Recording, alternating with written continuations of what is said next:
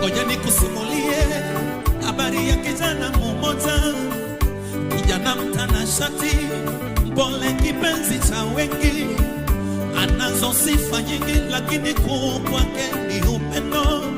Siku moja alikutana na mwanamke Msamaria kisimani.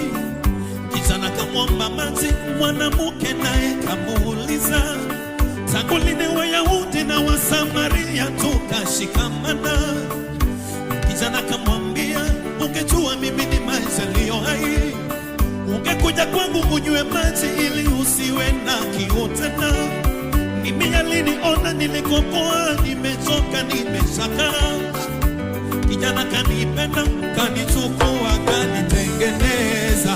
Thamani ya wokovu wangu, anayejua ni Mwokozi wangu. Gharama ya maisha yangu, anayejua ni Muumba. Nikisema nimeokoka, mbona hamnielewi?